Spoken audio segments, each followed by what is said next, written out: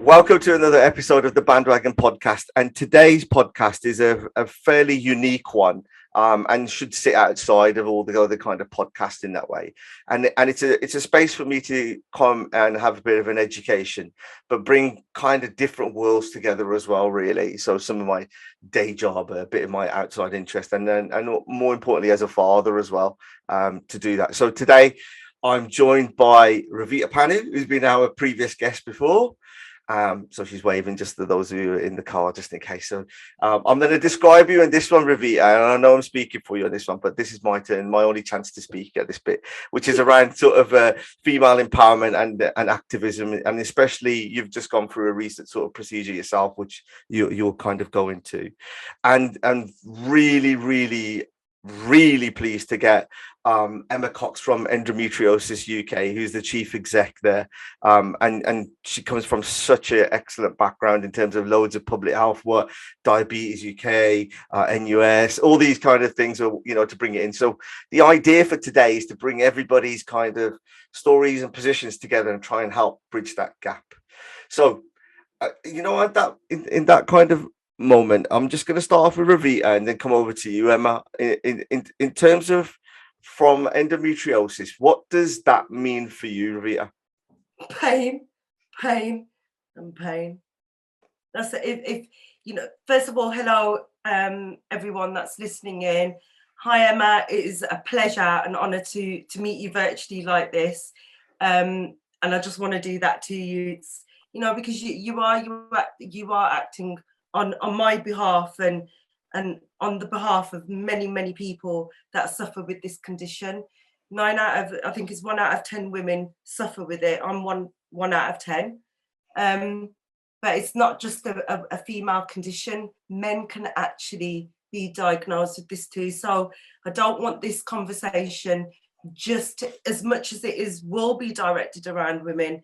I think it's super important that any male listening out there kind of turns up the volume up a little bit and just listens in. Endometriosis to me is it's a part of me. It's made me who I am, without even knowing I had this condition. I've had it historically. I've been told that it's been growing inside, as I call it. I call it the spider's web because that's the only way for me to describe it. The spider's web has been growing. Surgeon told me for some time, and I think for myself, it's just been it is something I had to go through. I had to go through the journey the way I have been in order for me to get out and come out the other side. Whether surgery's worked or not, I'll find out soon enough in June. It's pain and it's a hidden illness. Aesthetically, I look great, and my job to some extent pushes me to put on a smile, and I have done for many years because I don't know any other way. But I've also been crippled in pain, holding my left side of my body, thinking and not realizing actually that you've got a medical condition which for some people is life-changing, and for me has been life-changing. Emma, you've kind of just heard from, in terms of from like Ravita's bit from there. I mean, I'm guessing you've got almost two kind of angles to this. One is it outside of your work kind of position, and then also your the challenges that you face within your work. Could you just share a little bit more about your role and just kind of delve into a little bit more of the challenges that you're facing? Sure, and Ricky and Ravita, lovely to be here with you. Thank you for inviting me on. So I'm Chief Executive at Endometriosis UK. We're not a big charity because, like a lot of women's health, it's sort of been ignored over the years, hasn't it? But you're doing your bit to help change that, so thank you. So we're a charity, Endometriosis UK, and we're here to help the 1.5 million in the UK 1.7 million people worldwide, in fact, with endometriosis, and it's 1 in 10 women in those assigned females birth that Ravita said.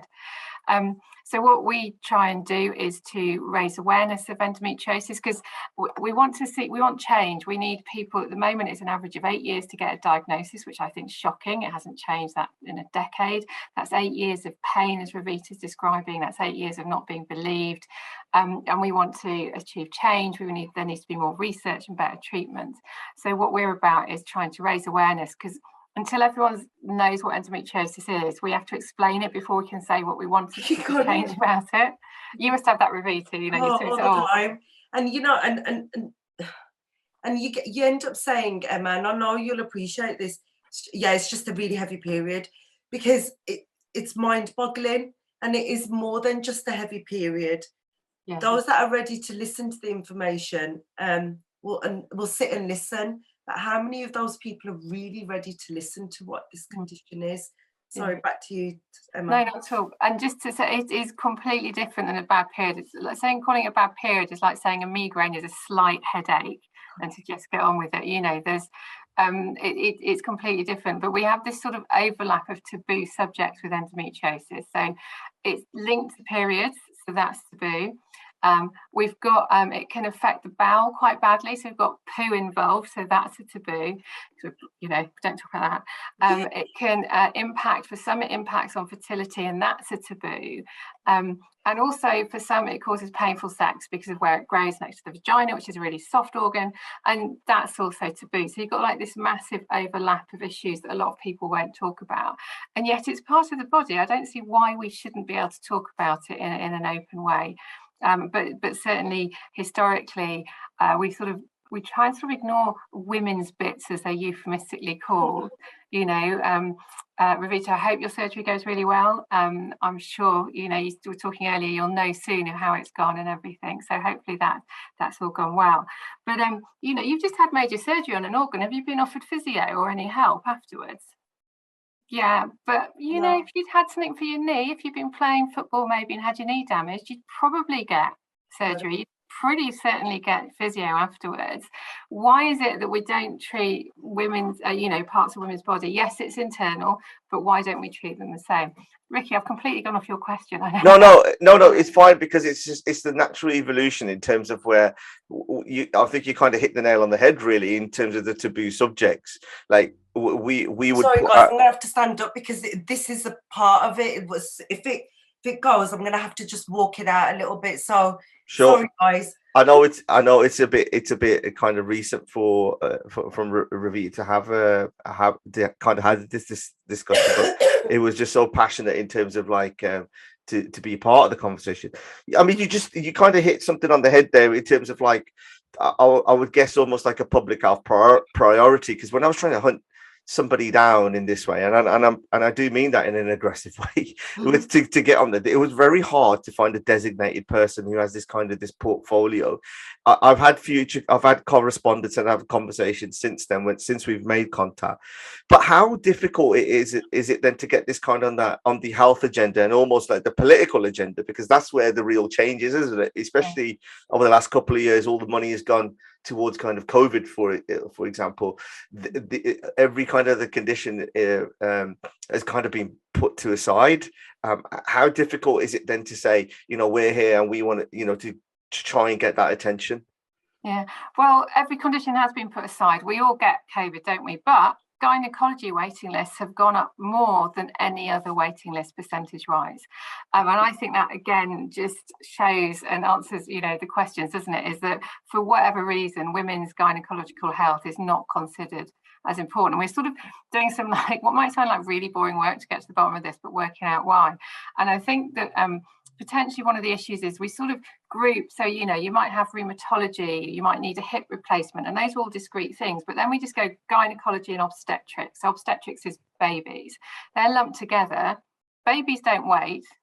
So do they? If you need something for that, baby happens, that totally. But that means that gynecology, things like endometriosis, are somehow given a less priority, it seems. So we're trying to get to the bottom of that. So I think one of the things, firstly, I'd say there is hope. And certainly we've seen some really great work in Scotland. So the Scottish government have actually made a commitment. The average length of diagnosis in Scotland is 8.5 years. And they've made a commitment publicly to reduce that to an average of a year or less. Which is brilliant, and they're putting some money where the mouth is, and they're doing some things around that. So that's great. It will take a while, and there isn't a magic wand to do that. And in Wales, they've also been doing some work, and for example, they've been putting more resources in so that people can access specialist nurses and things. But what we need England to do is to follow suit from what Scotland and Wales are doing and make that real commitment to drive down diagnosis time, because unless there is a target, it is not going to get done. And I think what we'd like to see is endometriosis and other gynae conditions given the due priority depending on the impact they're having, rather than just being put to the bottom of the list. And I think one of the things that can confuse people is endometriosis is it's a strange disease. As Ravita says, it's growing inside people, and where it grows and how much it grows is different person to person. So some people might have quite mild symptoms, and some people can have very, very severe symptoms. They can be debilitated by it, but it's not related to how much you've got, it's where it grows.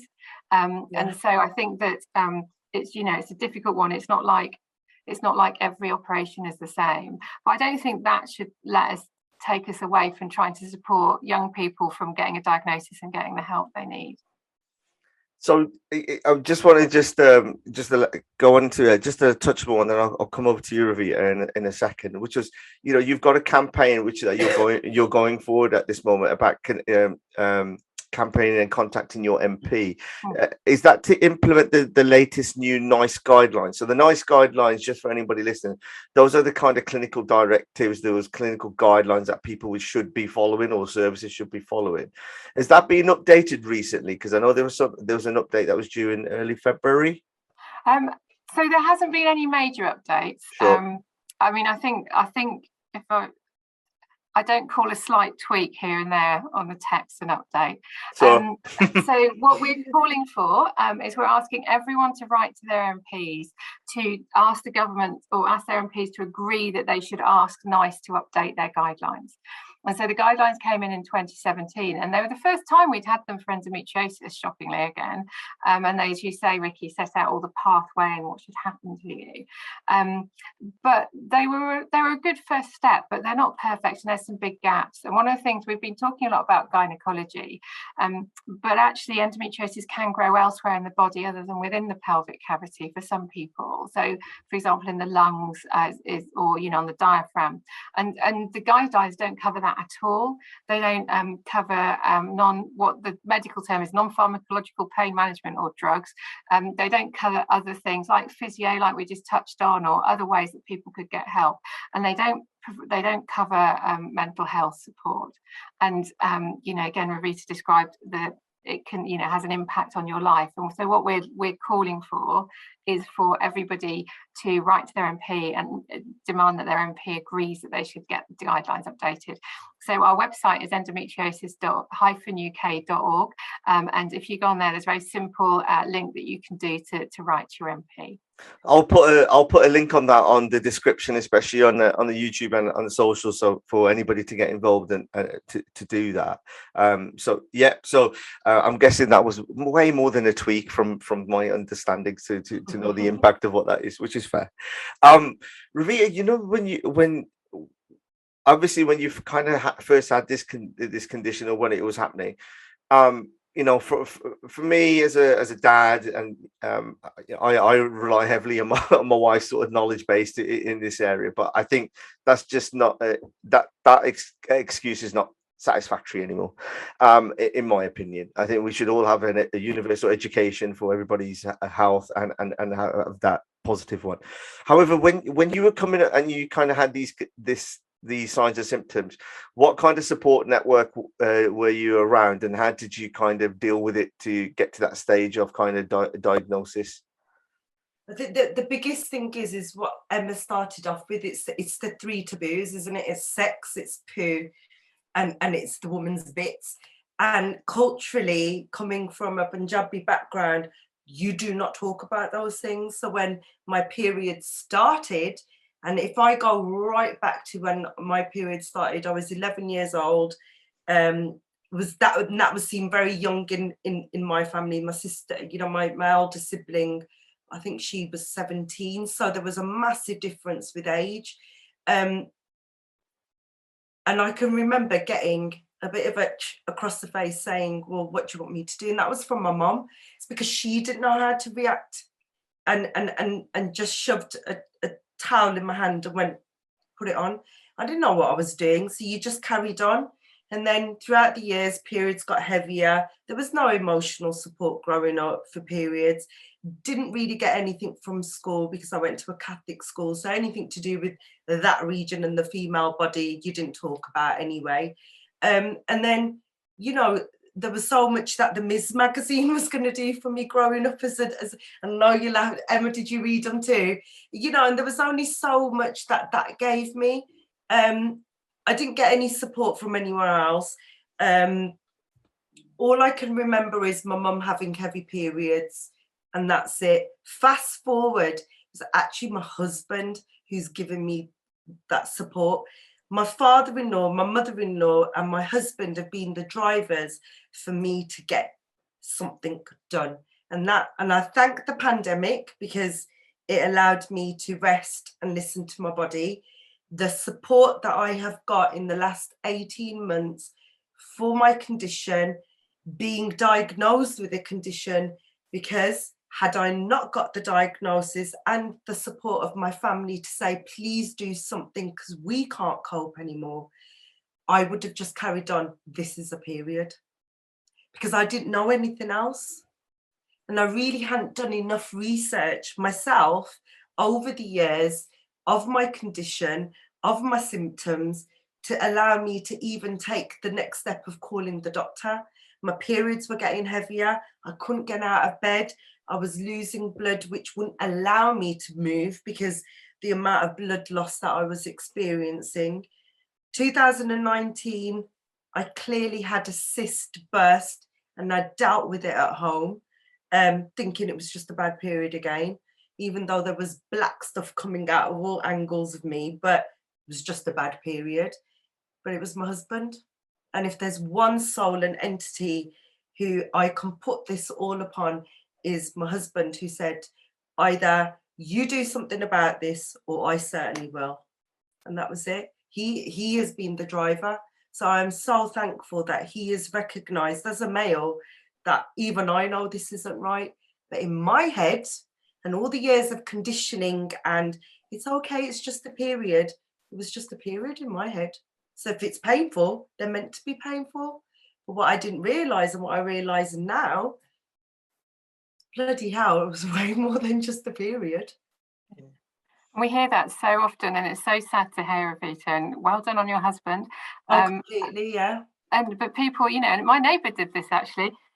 She said to her, her daughter was having really painful periods, like, as in you say, so periods do hurt, but they should be able to be managed quite easily. If it's actually interfering with your everyday life, then that's different, and we'd suggest seeing a doctor.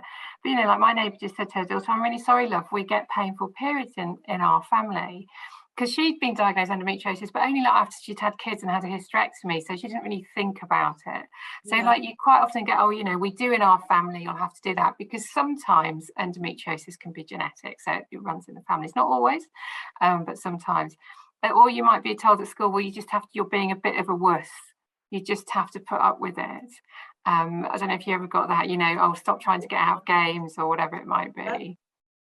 And I think, without getting emotional, because it is quite emotive, it was one of my going school, you coped with it, and I'd wear the biggest sanitary towel pads, double up, triple up if I needed to, and we wore the shortest PE skirts in the world. Just the fear of someone just seeing a pad peering through was soul destroying. And and then going into the workplace, working for local authority, I'm thankful to some extent the line manager at the time, she was female, so she understood that actually there is definitely a lot more going on with Ravita than meets the eye. But you know, having to, every time you get up and looking at your seat and just making sure that nothing has penetrated through and, you know, gone through your clothes. And there's been plenty of times where it did happen, and, you know, I no longer got embarrassed. I owned it. I had to. It was my blood. But the fact that there was nothing in place for local authority to, you know, I'd stand there scrubbing my own chair down and, you know, hot desking. I'd feared the fact that we went down the route of hot desking, because I was like, oh my God, but what if I leave a stain on my chair for the next person? And to think about how that affects on your life. So, and Ravita, you can tell me if this is right, but we hear it of a lot of people. So heavy menstrual bleeding, it can be for a whole range of reasons that, you know, these things overlap.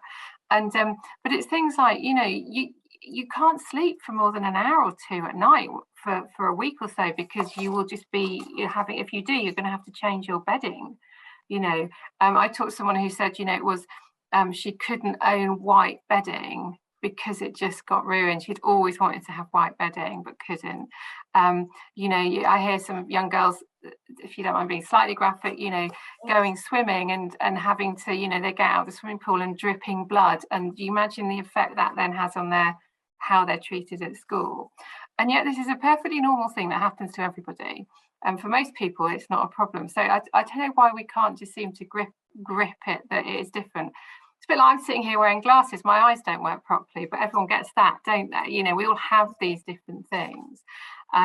So I do think it's a shame that this happens, but I think you've hit the nail on the head. It's about informing people so that people don't think it's a normal thing. And one of the things that we campaigned really hard for was that menstrual wellbeing would be included in the school curriculum. For primary and secondary, because actually you talked about starting your period at 11. The average age now is 9 to 11, and I've spoken to GPs who've seen girls as young as 7 and 8 who started their periods, and people need to know what's going to happen to them before it does. And certainly we believe that they should be taught in a safe environment. We don't want to scare any children about having periods. It's not something they can opt into, but actually what is sort of a normal experience, what might happen, what to look out for, just the things that they should be taught. And also the right words. Be surprised all the doctors talk to us about this. Even sometimes, you know, older women don't know the right words for parts of their body, so they can't really describe what's happening. So yeah, there's a whole host of things that needs to happen. So there is, and I think the biggest thing is education at school. You are right, Emma, in terms of and obviously your knowledge is far more in depth than mine, but genetically, yeah, I can see symptoms now of my daughter going having the same symptoms or similar symptoms to what I've had, you know, with their exams now. GCSE, she shouldn't be worried about her periods coming, but already we're thinking, you know, what are we going to put in place so her periods don't affect her exam? Because what if my child can't get out of bed for a GCSE exam because of her menstrual cycle? And, you know, I'm now, well, if my daughter cannot physically get out of bed for school because she's on her period, I'm the first to go say, you're staying in bed, and I'll call school. For me, school, I can remember wanting to go to the toilet at school, not being allowed, and then blood just through my skirt. And we had a grey skirt uniform, so for me it was a trigger. It was anxiety, it was fear. What if I'm on my period? So you'd make any excuse under the sun not to be at school that week, all those few days, and that shouldn't have affected my education. Shouldn't have been affected. My mental health shouldn't have been affected. So the conversations definitely need to happen within the curriculum, and I'm definitely an advocate for young people that who want to use the toilet at school should be allowed to use it when they need to and want to use it. My daughter should not in any way, shape or form have to fight to use the toilet while she's on her bloody period. And yeah, this part I'm really passionate about. Yeah, and I think people, you know, you hear all sorts of things, don't you? But when it comes down to it, if someone is worried about bleeding through their clothes, they are not learning that day. No, there is no learning happening. They are just stressed and, like you say, anxious and concerned.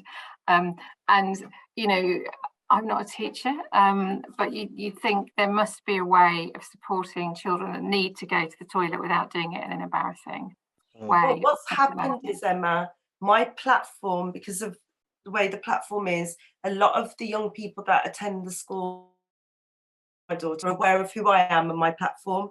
So they've seen my journey.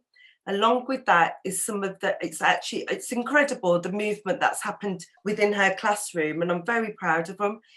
The boys are aware that Jamira's mum, and I'm happy to say her name, Jamira's mum has had surgery for her periods. But obviously they've been educated a little bit more because they've asked questions. And the last time something happened and Jamira wasn't allowed to go, it was actually one of the boys in the class that went, she will be going to the toilet because don't you know her mum's just da-da-da. And that was it. The teacher was dumbfounded and said, right, will Jamira go to the toilet? So and this is it. If the conversations that we're having as adults are difficult now, but if we can ease those conversations for moving forward, I'm here for that. Yeah. And if those conversations need to happen right at grassroots level, and I believe curriculum, it is school where it needs to start. Yeah, and I don't know, I mean, back in the day when we got taught about periods at school, so the boys were put in one place and they got taught about something, the girls were put in another place, you weren't allowed to talk about it, and actually everyone needs to know about everyone's puberty. Yeah. It's the thing that impacts on everybody and things like that, and I think we don't overcome the taboo. And certainly I know growing up, if once everyone had to talk, the phrase where I grew up in the Midlands was, you bet you're blobbing. Are you blobbing? Because then, you're obviously that phrase. Yeah, and it's, and it's like a teenage thing. So if girl did anything, they just got teased because they must be on a period because they're behaving like that. And we just have to get over that. It might be a strange bodily function, but it's a very, very natural one. And it is the foundation of all life on this world, really. Yeah. Got it. I remember when I was at primary school, the talkers, that's probably the quietest I've ever been on all 40 of my podcasts, by the way, the last time, which was, I'm there making notes of going, I need to know all of this. And luckily I remember I recorded it. So, when we were at primary school, we kind of like the boys got sent to the field and we played football for 2 days, it was just two afternoons and it was wonderful. But when we came back, didn't realize I think we just cottoned on. This is what happened. But then the also bit where I kind of missed out is I went to a boys' school.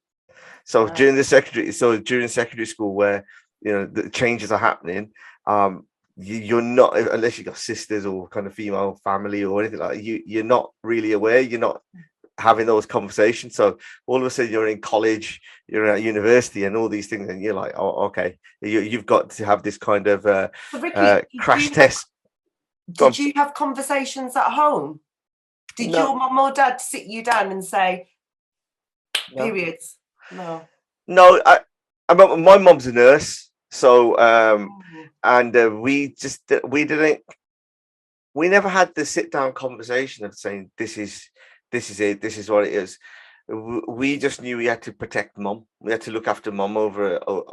I didn't really kind of understand those things, and it wasn't not a case of wanting. I'm just trying to think about mechanism. Mom was working all the time, dad is working all the time, and health is kind of self-policed in some ways, and we were too busy. I would say me more breaking bones, playing football, looking after our own bits, but health in general wasn't necessarily kind of a conversation. As I've got older and more we're developing, then health becomes more of a thing. And then you hear about different types of cancers, or you hear this, that, and you go yourself kind of educate. And when I was looking into trying to learn a bit about this podcast, one of the key things that came around was like misdiagnosis, the battle between sort of endometriosis versus polycystic ovary syndrome, and how sometimes things can be misdiagnosed. Would you say that is a very common theme, Emma, or is that easy? It's really interesting, Ricky, because because there's now so many people with multiple diagnoses, from an evidence base, we don't know if they're concurrent diagnoses or misdiagnoses. So I know people who have the full gamut. So they might have endometriosis, adenomyosis, fibroids, and PCOS, and they have all of those. They're all things. Congratulations, Ravita. Thank you so I feel much. like I should have an award. There's like Obviously, like a royal flush. yeah, like I've got it all. Like, you know, Yeah, and I feel like I need to do that. yeah, and it's Obviously, but it's banter. But yeah, it's. I'm just going to sit here doing this now and nodding at you two talking. Okay. Sorry, Cool. I apologise. No, it's fine. No, it's fine. And I think that so for example, adenomyosis causes heavy menstrual bleeding. A lot of people with endometriosis have adenomyosis, so it overlaps. So there are people who have more than one thing. There's so many people now have been diagnosed with IBS and then diagnosed with endometriosis that we don't know if it's a misdiagnosis or it's the same thing. You know, people can have both. So one of the things that is really, Ricky, there's not been enough research into it. So there's so little money goes into women's health research, and so little of that goes to endometriosis. We don't know the cause of it yet. And until we know the cause, we're not going to be able to find a cure. We don't have an easy diagnostic treatment. The only way to diagnose definitively for many types of endometriosis is actually just through laparoscopy, going in, actually having a look and taking a biopsy. There's some really great innovations in scanning, and if you have a ovarian cyst, and Ravita talks about having a cyst burst, oh my god, that must be very painful. Well, I know it is from people. You know that you sometimes cysts will show up with scans, but we can't really tell what it is. So then if people's symptoms are negated or not believed, you know, that's why the diagnosis has a long time. So you get that whole thing about, you know, people being sort of told one thing and then the other people, you know. So I can rabbit on endlessly. No, it's fine. No, it's you like no, it's not. Yeah. And I think this is the thing, Emma, your knowledge and what you're talking about. I'm sitting here and we're both like, and you're not rabbiting on at all. This is, I'm just sat here again, not angry at myself, but why didn't I do something earlier? And then it's not about you, Ravita, because what you did is exactly what you were conditioned to do and what society conditions you to do. It's not you shouldn't have had to do any more other than, well, you were in pain and as a society nobody helped you. And you know, one of the things that we hear a lot is that, you know, of young girls in a lot of pain going in to see their doctors, and if for what, you know, if their culture and if their society, you know, family think it's fine going on the pill at quite young ages, we're medicating people as young teenagers without finding out what's wrong with them. What is that about? You know, it's like there's nowhere else that we just go, oh yeah, take drugs. But just on that, Emma, in terms of kind of the evidence base, I know, like, again, when I was researching, there wasn't any definitive kind of answers of what are the causes. Has there been any sort of progress in that area? Is there any kind of distinct behaviors, foods, anything that, or just kind of I know genetically it could be the main factors in there, but is there anything that is a major kind of a sign or symptom? Well, in terms of signs and symptoms, is the classic one is chronic pelvic pain, and we don't mean just a bit of bad period. We mean chronic pelvic pain, and it quite often is cyclical as well. So if you keep a diary, it might happen the same time every month. It can cause bowel problems, weeing. It can lead to infertility. Many people with endometriosis will have babies naturally should they want to, but it can lead to infertility. And so, as I say, chronic pain is really one of the most important ones. But what I think, when we know more about endometriosis, just like cancer is obviously lots of types of cancer, isn't it? So endometriosis isn't cancer, by the way, but it behaves like a cancer. I've been using, just as you've just said, Emma, when people have asked what is endometriosis, I'm like, it's just see it as like just see it as cancer. It isn't cancer. And to look at, when I remember seeing it, I just remember seeing a black spider's web. Yeah. But it acts very similar to how cancer is. So it's cells growing in the wrong place in the body, and they can form their own blood supplies, and that's how they work. But one of the things we then have is that it's probably, I mean, I think if we fast forward 20 years when we have this conversation again, we'll probably find out there's more than one type of endometriosis. So, you know, are endometriosis cysts, are they the same as deep endometriosis that grows, say, on the bowel or through the bowel? And is that the same as what we call peritoneal lovely name, endometriosis, which is on the surface of the lining inside the pelvic cavity, are these different things. We know that in some cases, we know that endometriosis runs in the family, but in some cases it doesn't. Somebody might have it, but then their children never have it, and somebody might get it and no one in the family's ever had it. So there's different sources. We don't yet know. There's a whole host of reasons. It was always thought to be something called retrograde menstruation, which is, if you think of you like fallopian tube, it's my fallopian tube impression. Very nice. You have your ovaries off all there. do it. We all have to do it. Fallopian tubes. So retrograde menstruation is when bits of your period, rather than going out through the vagina, they go back up and they flow into your body. And the thing is, that sounds great, apart from about 90% of people have retrograde menstruation, so that's not really gonna show what that is. There's all theories about that maybe there's stem cells left over from when the fetus develops, that sort of thing, but we just haven't yet found a cause, and it is quite likely, as I say, that there'll be a range of causes. Just like there is with diabetes, there's be some genetic and some other ones as well. And you know, from some of the data that you've discussed, from what you've mentioned, has there been a kind of a breakdown based on kind of ethnicity? Because like a lot for Ravita's kind of platform, for example, or my kind of platform, our audience is kind of mainly sort of from a South Asian kind of background. And what does the engagement look like from that cohort, and what does the data show us, if there is any data? Sure. So there's quite a lot of data globally about endometriosis, and everywhere it seems to be a similar amount. So we say 1 in 10 women and those assigned female at birth, so it affects everybody the same. I'd say that we need to do an awful lot more research, especially how we support those from different ethnic communities, because as Ravita talked about earlier, there's different attitudes to medicine and attitudes to doctors.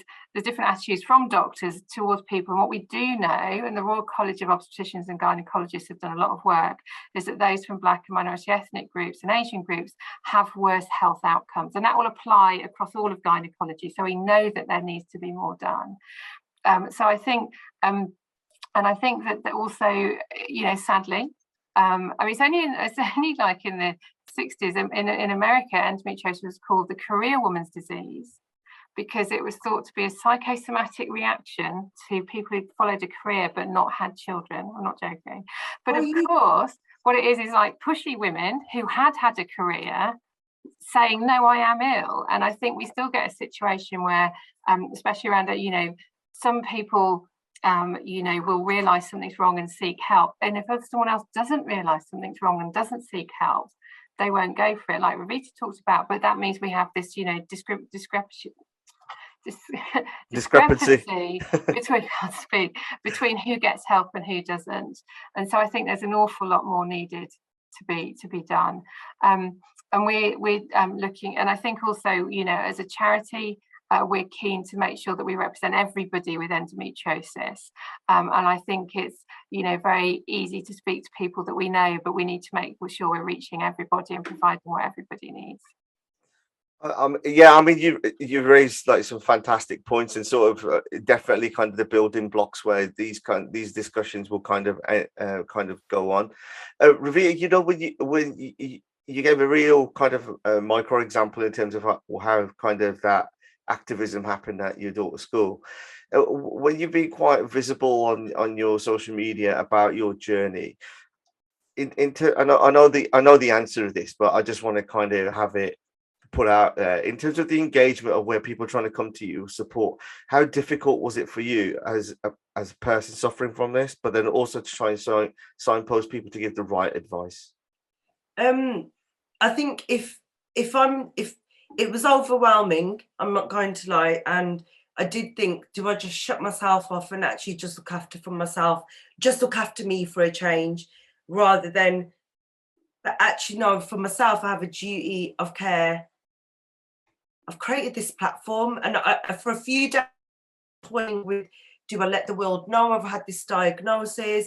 Don't I was having an emergency MRI. So this goes back to last year, of when, because my diagnosis was very quick from, you know, and I see myself as a fortunate one to provide the support, to signpost, and encourage women to just even pick up the phone to the doctors, or actually, you know what, even before that, to sit and have a discussion with their family and say, I think something's not right with my periods.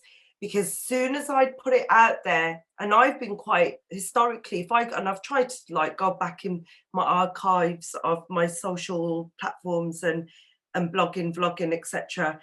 I've been quite vocal about my periods for a few years now. I'm in pain, I'm roasting, you know, and there's been a pattern. Then fast forward to when I announced that I'm going through hospital tests and I've got MRI scan today, I've got this today, you know, people's support to the point of I've got a diagnosis, and then putting it out there publicly with my belly. I was like, how am I going to put this out there? Just put your belly on show. That is literally the first thing that came to show the world. You smile, and then they can swipe, and then they can see the 4 incisions that have been made. That moment forward was just a penny drop for anyone that was following who felt like they might have the same condition as mine. And I have been overwhelmed. Every one of them I've dealt with in terms of I've responded to their DM. Because if I've put it out there and I'm offering my support, even if it's just a heart that I send them back, what's happened is, I know for a fact, Emma, I'll happily send you all I've been collating all the data and all the information and all the DMs. It has been, it's almost like I lit a match and put it in it, and it is just went. I know for a fact women have been now given the diagnosis. Some women have come back to me saying, I think you've just saved my life. And I understand what that statement means. It's been overwhelming, but it's the whole reason of why I created my platform in the first place. What I now need is more than ever is the support of like yourselves and Emma, and so much, because I can't do it. I know I can't do it alone. I'm not in any way trained medically to do this alone, or even mentally. But what I can do is offer support and say, this is my story. This is what I went through. Culturally, we need to be having a lot more discussions. I was angry at my parents for about 30 seconds because, like you said, Emma, it opened a Pandora's box of a conversation I had with my doc back when I was 13. And remember the words of him saying to my mum, I think we should try and put her on the pill. And my mum saying, no, because that will give her an excuse to go off and have sex with boys. So culturally, contraception was never going to be an option in my house. So all these conversations, I'm having conversations with my cousin female males, especially. You're talking to your daughters about periods. And a lot of my family members call me Ruv. That's my home name, Ruv. And they'll be like, Ruv, shut up. And I'll be like, no, I'm not going to shut up anymore because this is so important.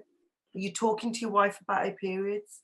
You know, she's on a period. She's in bed. Allow her to be. So it's been overwhelming. There's been moments where I've just cried. There's been moments where I've just video called the message because it's too powerful not to. But the fact that women are having discussions, the fact that young girls are reaching out to me, and across the spectrum, the response has been overwhelming, but it has been what it's meant for, and that is it's opened discussions, and people are realizing it's just not a period anymore. Emma, there was something that Ravita just said in terms around the kind of loneliness around it, and this week, while we're recording this, is Mental Health Awareness Week. Yeah. And one of the stats that you've kind of your organisation has put out, that was that 54% of those with endometriosis often feel there was my turn to have my discrepancy moment there. Endometriosis have feelings of isolation.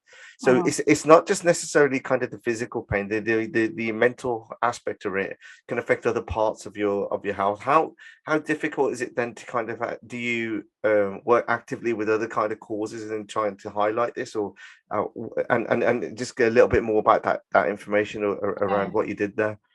Yeah, so we are trying to. I think that so some of the facts, we did a big survey a couple of years ago, and this was just before COVID. So isolation and things have got worse. We know it since then, generically in the country. But we did a survey. We had over 10,000 responses, so quite a big survey. 95% of respondents who had endometriosis said it had affected their well-being negatively. And 81% it had affected their mental health negatively, and 89% were unable to lead their life as they would want to lead their life. So we're talking like having a major impact. And I think, I know, if you've been in pain for many years, and people are telling you it's either in your head, you're making it up, or you should just get over it and everyone else does. It's just think what impact that has, being told that you're just making stuff up for year after year after year. So you can imagine the mental health it has. And then also often it's people, young people, they would be times when people would be forming friendships. We hear a lot about people saying that they're very isolated because they get told that they're too flaky, they have to cancel engagements, they can't go out and do what they want to, they can't, like Ravita's described about, having periods, you can't maybe just go out all day without taking like a change of clothing and everything like that. So we hear, especially from younger people, about this like real isolation it can cause. I remember talking to one person recently, and she described having to she used to eat her college sandwiches in the toilets because she hadn't got any friends because she had missed so much school.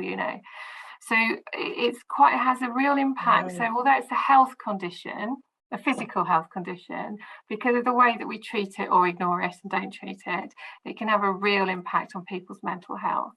And that's one of the reasons we're calling for the NICE guidelines to be updated, we talked about earlier, because it needs recognising. And I think what happens is, and I'm going to now completely I don't want to trivialise it, but just to give like an average thing, is someone on average has 8 years of going, I'm in pain, and everyone going, oh no, you're not loved, get over it.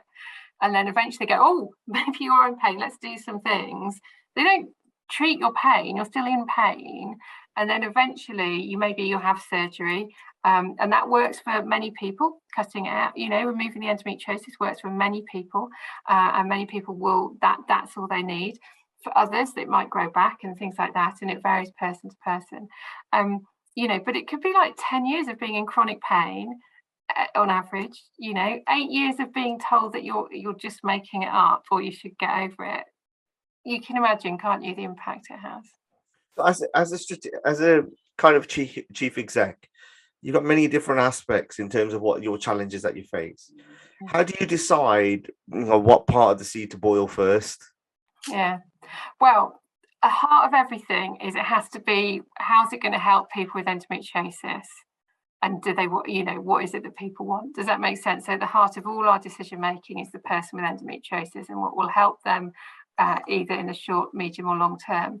And then it's also around being really clear about what we want. So, we've talked a lot about there's not enough research into endometriosis. Now that's quite long term. So we're involved in lots of research projects with universities.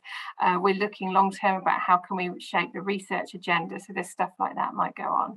But equally, what's really important is supporting people to get a diagnosis or just being diagnosed. So we work with different people to identify what support we can give. We have support groups. Locally, we have a helpline. We've just started a web chat because that's what we found. People were saying they wanted to do web chat.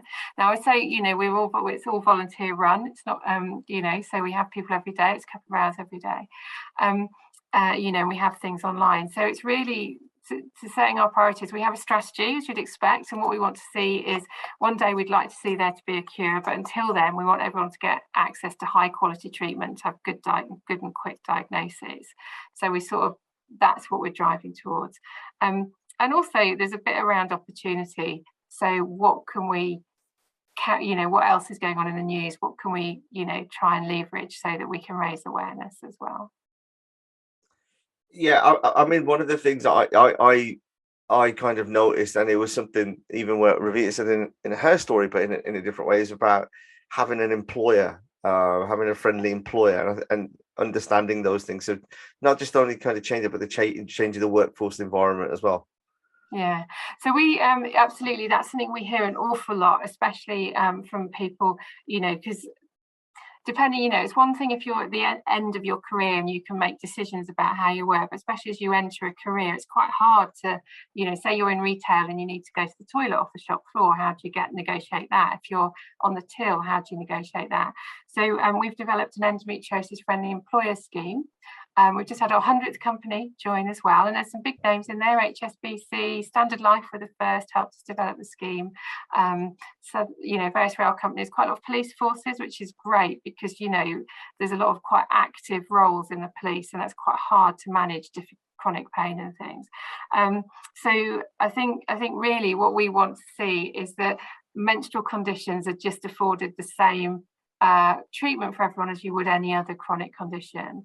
And again, because it's taboo, so unfortunately people thought, well, it's just a bad period, everyone has periods. So I think that's a really important area as well.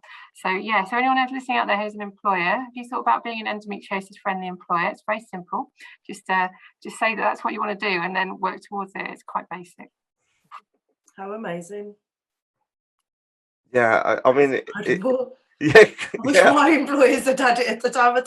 And I think a lot of it is as well is it's male dominated industries as well, and if your line manager right to the end of the management scale ladder is male as well, I'm sorry, I'm just going to say it, there's no hope in hell then, because unless they're going to be signing up to schemes like this, unless they're educated, that poor frontline staff, female on a period who has been undiagnosed and is sitting there fearing that she is going to have to take another day off sick, and I'm talking about myself now, another day off sick, which is going to go against her, which potentially is going to go against her moving up the career. It was all going against me. One of the drivers of why I had to leave local authority and go into self-employment. I think we hear a lot of people saying they've gone into self-employment or freelance because of that. And I think it's interesting. I would say that there's quite a lot of women who are like really bad bosses and don't understand it as well. Oh, yeah. Oh, gosh, yeah. Oh, yeah.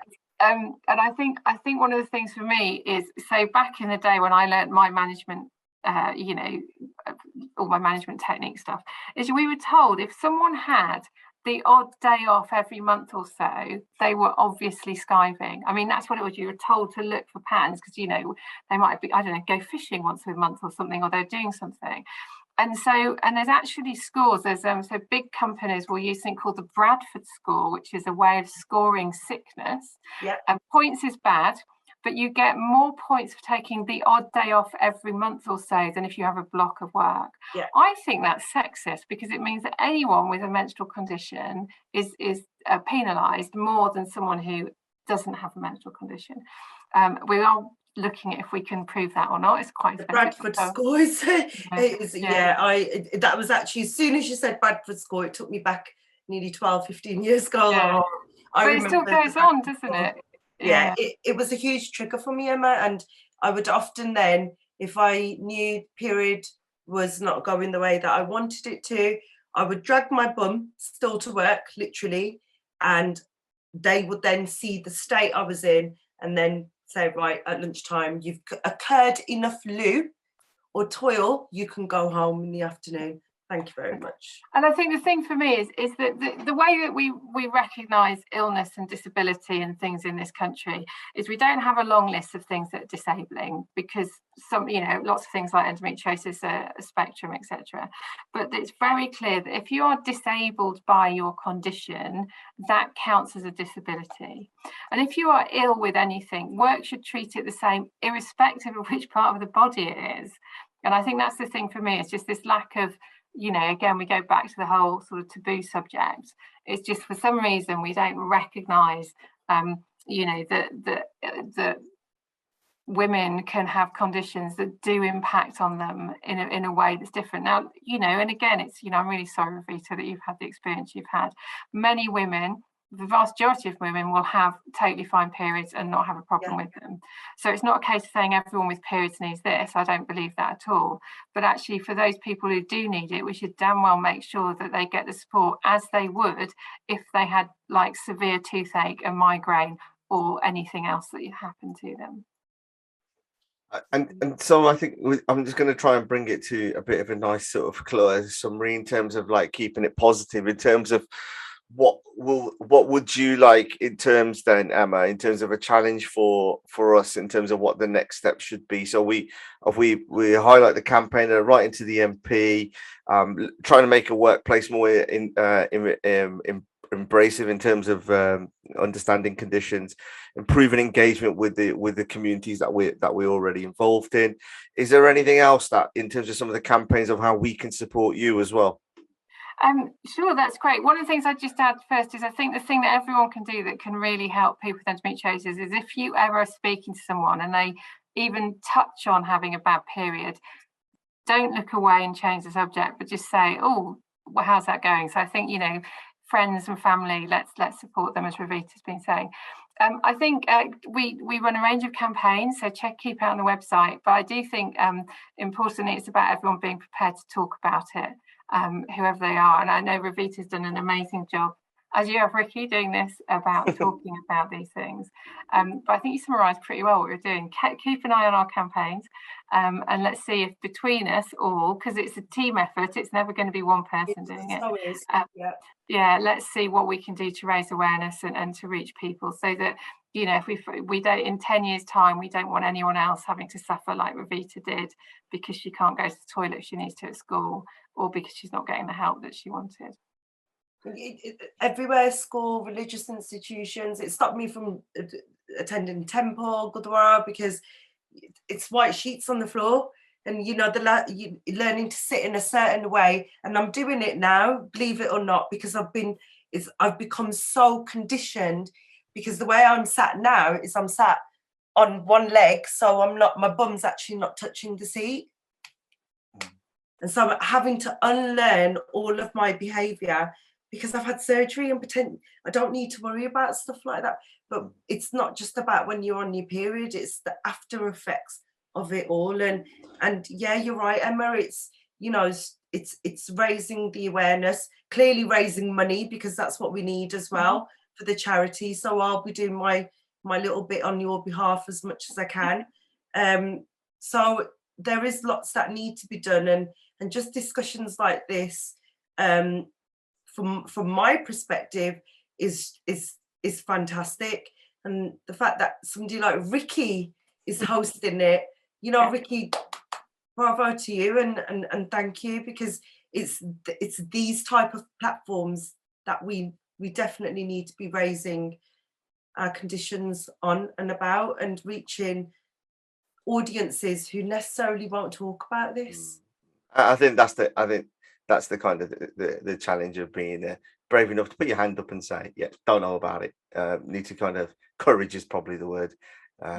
So I'll probably have to I'll have to take some time out and read some more, to be honest. And you know what, Ricky, and that's okay, isn't it? And it's the same manner of, I've been a daughter-in-law of this household now for nearly 19 years, and watching how, for example, my father-in-law was right at the beginning, no daughters, doesn't understand what periods is. Luckily, my mother-in-law's never suffered.